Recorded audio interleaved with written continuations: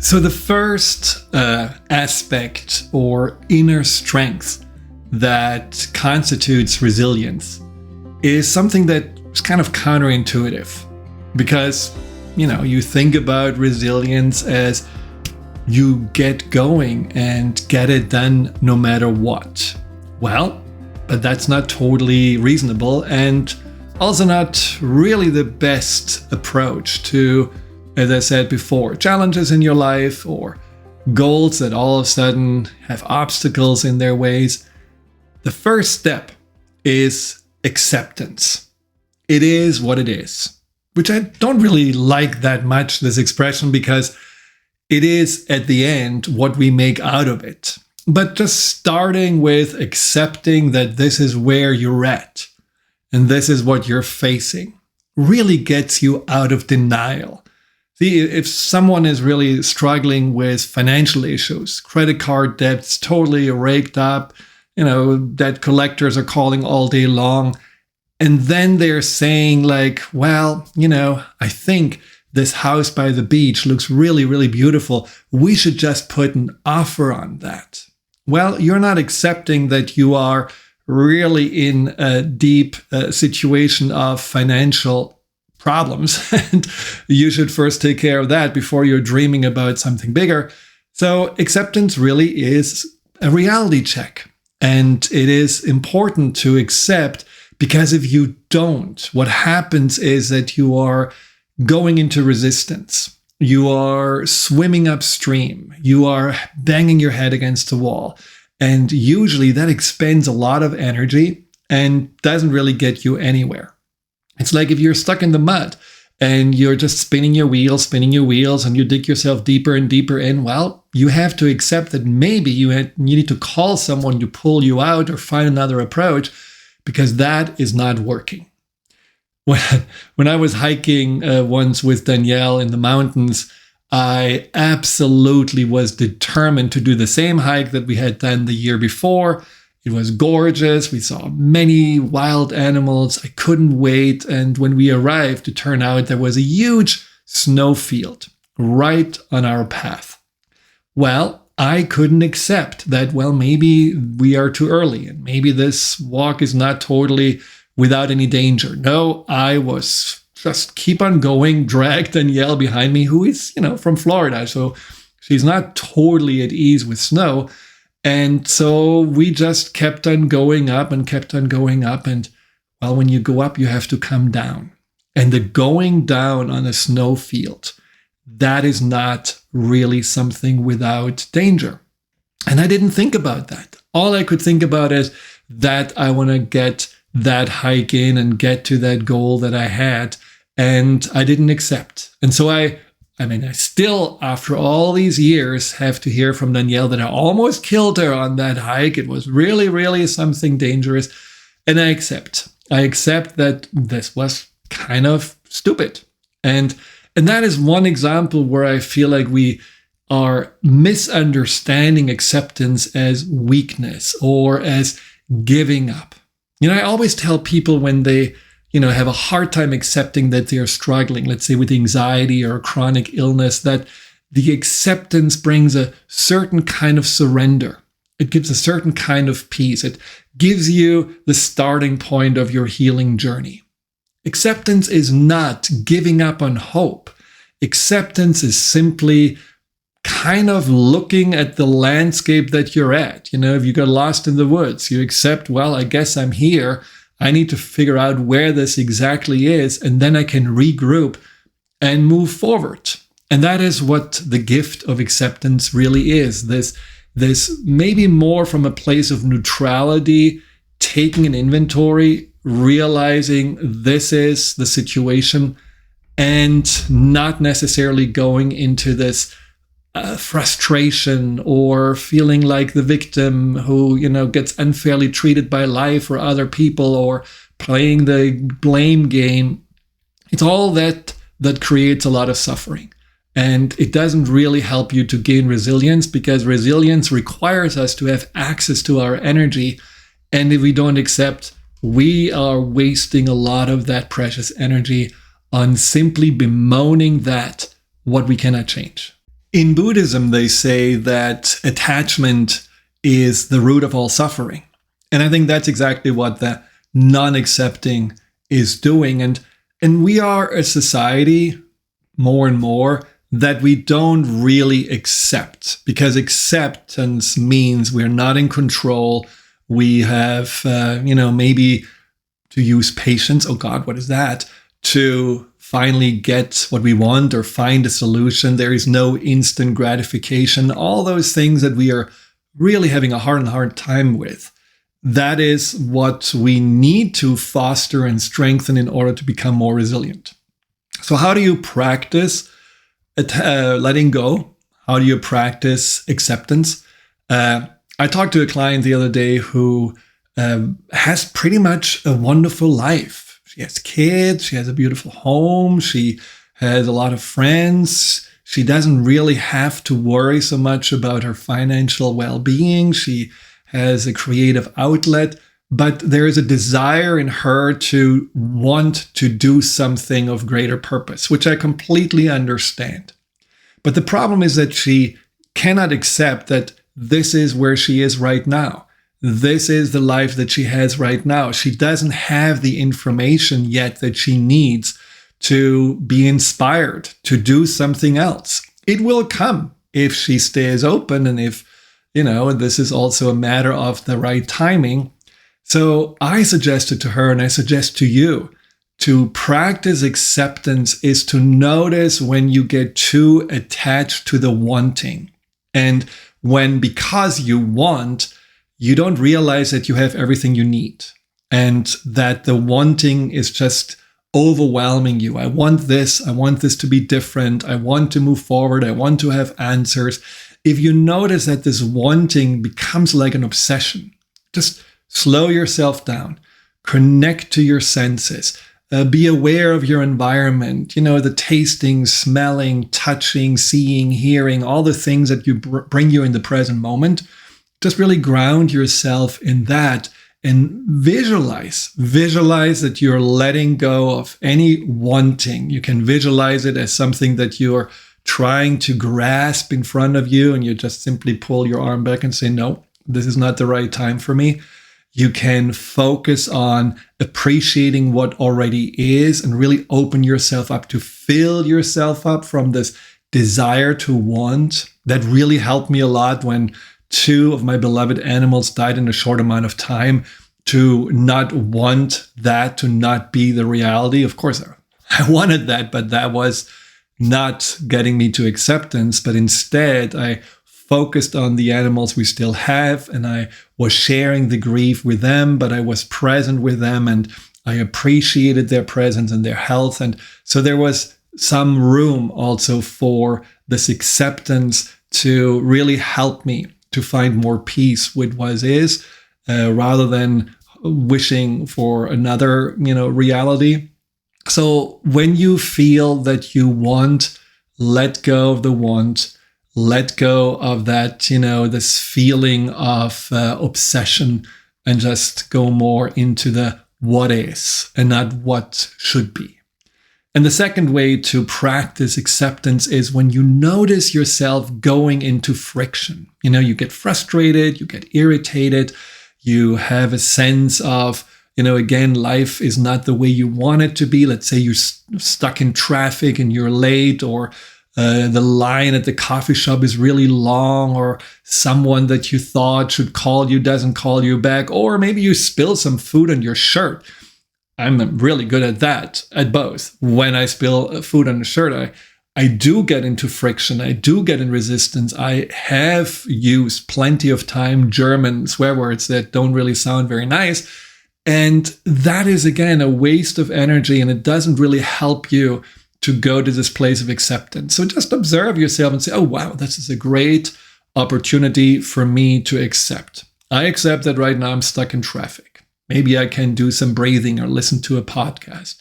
I accept that right now I'm standing in a line at the coffee shop, and maybe I can just talk with the person in front of me and do a little chatting and human connection.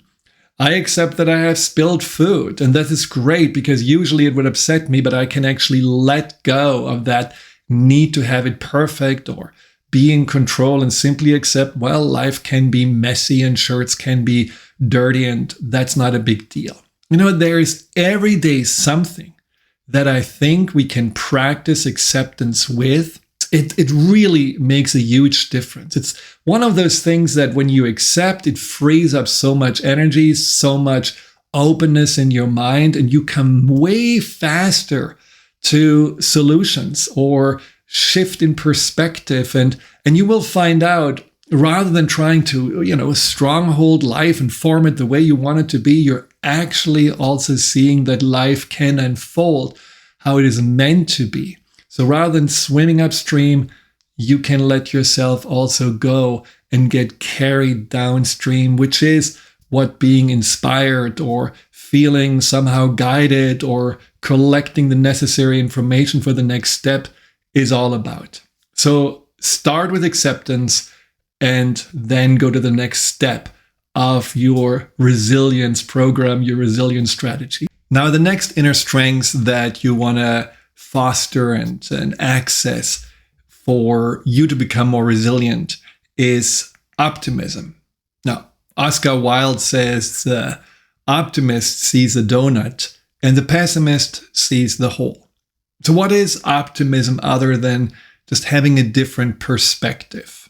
Now, some people say, well, optimism is leading easily to toxic positivity, which I don't agree with, because there is a very stark difference between the two. Toxic positivity basically says things like, it will be okay. Don't focus so much on the negative. There is a reason why things happen. And it kind of dismisses negative emotions. It dismisses problems as if they don't exist. And it basically is exactly what I told you before about acceptance, is this forging forward, just assuming everything's going to be fine without really having any evidence that this is true. Optimism, on the other hand, says, okay, I feel sad and there is a problem and this really does suck, but I do believe somehow it's going to work out. See, the difference is that you're not going into denial with optimism, but you're also not giving up. You simply tell yourself that there is a way. And even if you don't know the way yet, you will find it. See, if you're seeing optimism more as this attitude of everything's going to be fine, it can easily go into, a disguise of complacency or procrastination.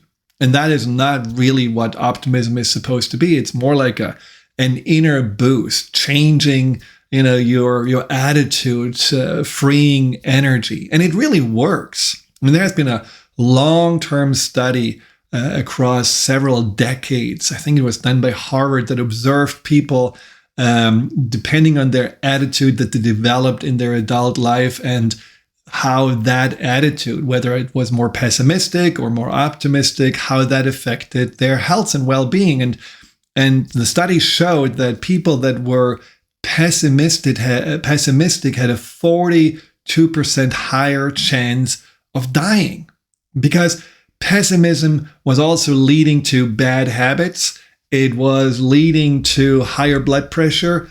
It was leading to a greater sense of depression and also anxiety. So it does really have an effect, whether we see the glass half full or half empty. But again, it's something that you may tell yourself, well, this is who I am. I'm just, wired this way, or my parents were always pessimistic and, well, at least they were on guard and always expecting the worst. That helped them to really never let, themselves relax, and that saved them, whatever, from this or that happening. And, maybe that's true, but at the same time, you also have to think about, if you are constantly watching out for the what ifs, you don't really appreciate the what is, and at the same time, you're also really, really using a lot of energy by being on alert and bracing yourself for some onslaught of disaster, which probably never happens. versus really using this energy much more productively to increase your happiness or your well-being. So optimism doesn't mean that you're going blindfolded through life or that you're going to be surprised if something really not so pleasant happens. But optimism is a general feeling of life being not against you, but life again being something that maybe is done for you or something that you co-create together and make the best out of it. Because there are two sources of being optimistic, and many people are just using one, but I think both together are actually much more effective. And one source of optimism is in yourself, where you're simply saying, well, I have the capabilities, the knowledge, or the resources, or at least I have the friends around me that can help me to move forward and find a solution or get over this. So there is a trust that comes in yourself that can be the source of optimism. And the other source of optimism is a source in believing in a greater power, or believing in the goodness of life, or believing in that, usually good things happen, even though when you feel stuck, a door opens when everything seems to be just blocked. All of those things may some see as wishful thinking, but is it really? Is that faith in something that may help you to find answers or find ways to, get where you wanted to go? Is that not something that often actually has paid off? So I would suggest for you, no matter whether you see yourself as spiritual or religious or anything, just practice both sorts of optimism. So how do you foster this optimism in yourself, this trust in yourself? Well, for example, every day you can make a little self-appreciation list. I mean, maybe you have done the gratitude journaling for a while now, and you realize, well, since I'm grateful every day, I feel more at peace, I feel more fulfilled. Somehow I also have less of a desire to have things different. There's less resistance there. So you can see the power of just reflecting on your day every day. But can you imagine that it could also be very useful to reflect on yourself every day and just see how well you have done today? It doesn't have to be something, you write in the papers about. It can be small things, but where you just really notice that, wow, I really can see how I handled this situation well when I got criticism, or when I got, some extra work thrown on my desk, or when my car didn't start this morning and I had to take the train to work, or whatever those things are. Just notice that there is already resilience inside of you. You already are able to make good choices. You already are able to regulate your emotions and take note of it. Take note of your skills. And maybe you see often your strength as, well, isn't everybody like this? Doesn't everybody do this? And you're overlooking that you're especially good at asking people for support, or you're especially good at connecting to others and creating rapport, or you're especially good at first thinking about something before you're taking action wildly and then usually have to do things 3 times, or whatever those skills are. Observe yourself. See that you have been around the block for a while now, and you have been making it, not just surviving, but in many ways thriving. So why not also taking an inventory and realizing I'm actually someone I can trust in, someone I can lean on? And that is then one source of optimism. And then, of course, you can go further back in life and see, how you overcame obstacles in the past, how you were reaching certain goals. Let's say you were smitten with someone and you really thought, like, I need to convince this person to go out with me. Well, how did you do it? How did it happen? Or maybe you were feeling like that, after you failed in something, you had a choice to make to either regroup or just completely do, different directions. So what did you choose? How did it turn out? I mean, your life is full of stories. And those stories are stories where you are the hero. If you make yourself to the hero, it's all a matter of looking at, who am I in that story of my life? Am I a bystander? Am I the victim? Am I the villain, especially of myself? Am I the hero of my history? And I would say you are the hero, and you just have to see what makes you the hero. And then, later on we talk about self-responsibility, where we have to admit that there is always something we can do better or grow from. But first, for optimism, build this trust in yourself. And then the next is optimism in life, in the universe, in God, in a higher power, which I think is incredibly helpful and important to foster. And there you can simply look at the daily synergies, the little things where you feel like, wow, life actually happened for me today. I found a parking spot right away when I needed it. All the lights were on green. I thought about, Jane, and she called me 5 minutes later. Why? And how did that happen? The things that you just feel are pleasant surprises. And if you are opening up for this, you can feel that there is a certain flow, a certain energy that you're in that makes things work out, even if you may have been concerned that they won't. Like I had, we did like for 3 months before we actually moved to France. For 3 months, we did a trial run. And for some reason, even though we had more than enough already baggage in our trunk or, for the plane, I brought 2 computers. And lo and behold, a few weeks into our stay in France, I spilled nicely coffee over one laptop. In the middle of a session, the laptop gave up, fell drowned, or too much caffeine. I don't know why it stopped, but I could just switch to the other laptop and boom, pick up the session right away again. And why did I think about 2?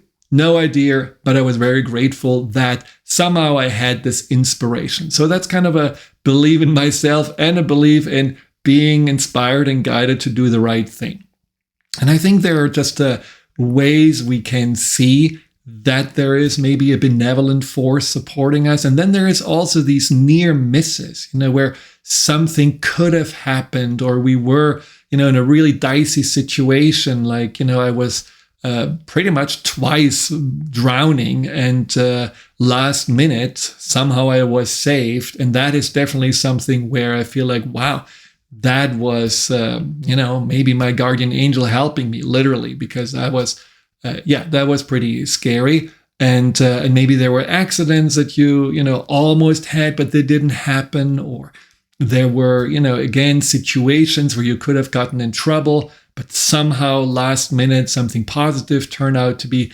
All of those things, I would like you just to write down and think about how, despite you being out of control, or despite you feeling in that moment that you didn't even see anything coming, you were supported, you were taken care of.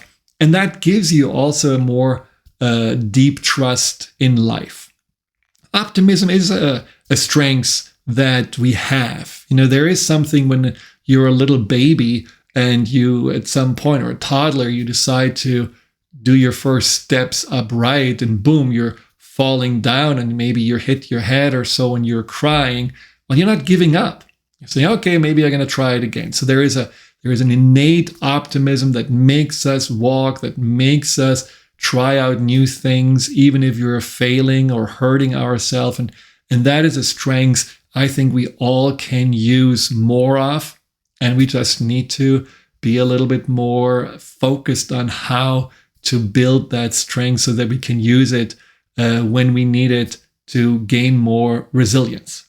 Now, the third inner strength that is really helpful when you want to build your resilience is self-responsibility. And self-responsibility has 2 aspects to it. One aspect is that you take responsibility for whatever situation you're in. So let's say, for example, you do have to deal with a health issue.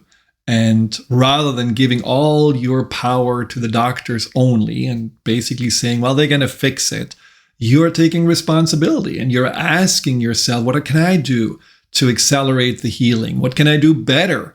Self-responsibility is not self-blaming. You're not just like, oh, you're a bad person. You're just simply reflecting on that, what you feel you can learn from the situation you're in. And I think that's what the freeing aspect of acceptance is. Like I mentioned before, it's like you're seeing that something has, not really created the situation that you want to be in. You're optimistic that somehow you will grow and learn from it, and then you take responsibility and you actually do it. You are using this situation where you need resilience as an opportunity for you to, get to another level, to improve yourself, improve your life, rather than feeling like beaten down and again, feeling like the victim or blaming everybody, including God, for where you're at. You're going into this self-responsibility place and saying, I am a co-creator. I am certainly someone who can also see that I got there because I had, made a mistake, or I was not having all the skills I needed, or I was just refusing to see reality, and I just, was blindly moving forward. And I think these are things where self-responsibility are, very, very helpful. Not in a negative sense, but in an empowering sense, in a way that we admit to ourselves that we are always work in progress, that there is always something else we can learn, that there is nothing such as perfection that exists, and that we can, with self-responsibility, really move forward towards that greater purpose, that greater goal, to be the most empowered and the best versions of who we can be. I mean, that's, for me, a worthy goal to have. So I like to see things I can do better, because then I know I can actually grow further.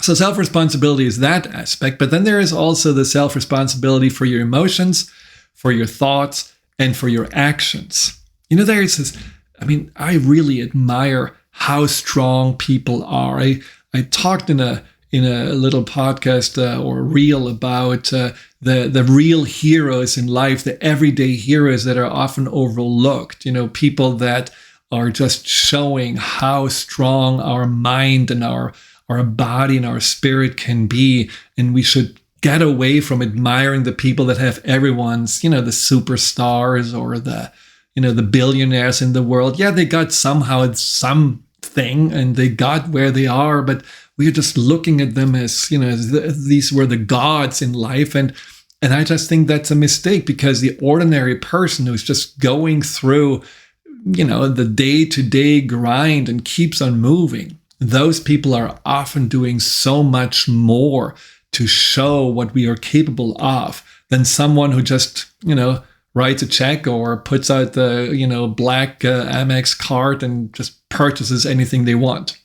Now, there is this guy that has basically at some point realized that his car doesn't drive anymore. It's too old. And so, he had two choices to make. Either he's going to give up his job, which happened to be 20 miles away, or he simply goes to his job, even though there is pretty much no public transportation. So he had to change his schedule. His job started at 2 o'clock in the afternoon. So he had to start in the morning at 5 o'clock on his journey to work to make it in time. 20 miles. Most of it he had to go by foot.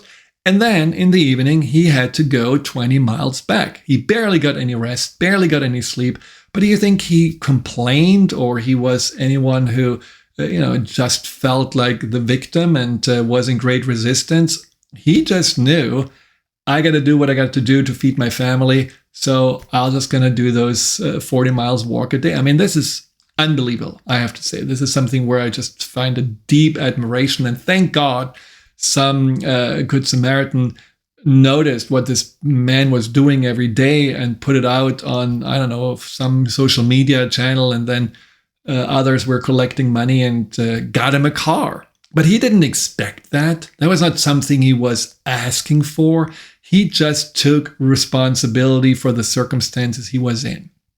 And again, deep, deep admiration for someone like this. And we always can see examples where people are just taking responsibility by taking the right actions no matter what. If you notice, and I talked about this before with the resistance and the anger and the frustration, and if you are not able to take responsibility for your feelings and regulate yourself, you are the one who is punching holes in the wall or become, some scary person in your family that everyone wants to avoid, or become the puddle on the floor that, just refuse to get up when something bad happens. I absolutely understand that these feelings are valid and you shouldn't just override them. But then there is a moment you have to take responsibility and say, okay, if I feel the way I feel, maybe I need help.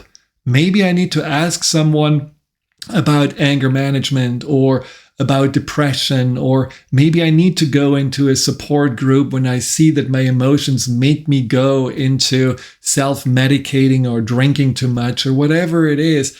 That is also a part of this self-responsibility, to realize that whatever you do and whatever you feel and whatever you think has long-term consequences.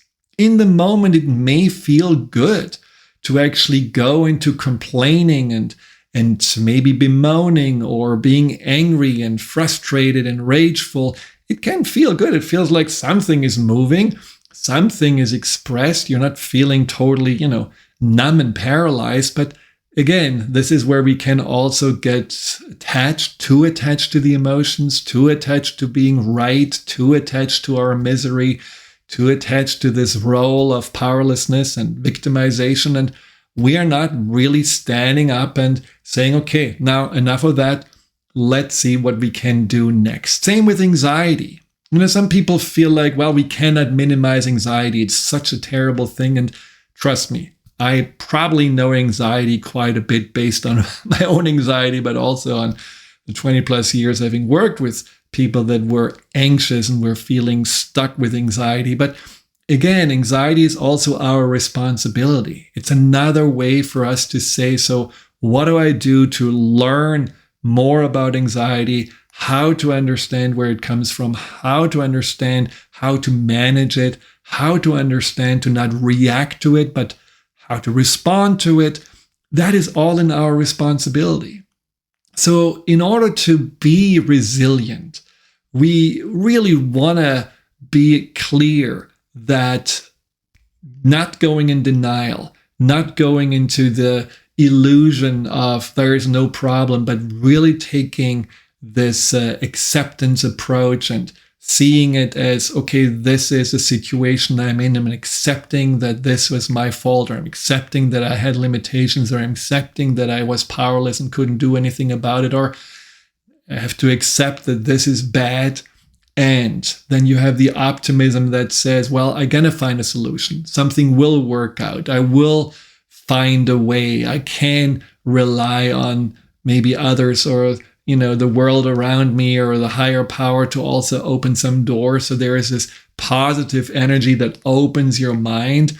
And then the self-responsibility that says, I'm going to get out of this, whatever place I am that made me feel stuck or paralyzed or down. I am actually, allowing myself to have grief, anger, anxiety, doubt. It's okay, but I'm not letting that become bigger than myself. I will find a way to either, as I said before, learn to manage these feelings, or learn to have, to get help from others, or learn to also understand that they require for me to change my thinking, reframe my perspective. And then out of that, I take responsibility for my actions. And even if I cannot take actions that are right away solving the problem or right away making everything different, I will just take the action that is required for me to move forward. Just like this man who had to go 20 miles a day to work, or another amazing person who, was living in China, very impoverished. His wife was paralyzed after a stroke. She couldn't really feed herself. She couldn't really chew her food. She could swallow, but not really chew. So for years, he chewed the food for her and then transferred it from his mouth into her mouth and kept her alive. I mean, what an amazing, resilient, and loving thing to do that I think, again, just goes into show how many daily heroes are out there that can show us what's possible and what we can also accept and expect ourselves to do. I mean, not necessarily exactly in the same way, but we can hold ourselves to higher standards and say, I know when life throws us a curveball, we can look at these inner strengths and from there, then taking the right action and moving forward. And that is where these external resilience powers are coming in. And in the next podcast, I will talk about those because they're equally important. But if your any inner strengths and your inner resources are not available, well, you will fall short with those outers because you're not really having the right energy and attitude with it. But always remember, there is way more strength and resilience inside of us than we believe or we have made believe. So trust in yourself and embrace whatever obstacles are in your way as the opportunities to find out more about what you're really capable of. And if you like this podcast and you got something valuable out of it, then just subscribe to my channel and also write some comments. And maybe you have some experiences with what made you go through difficult situations, what resilience strengths you found did really help you.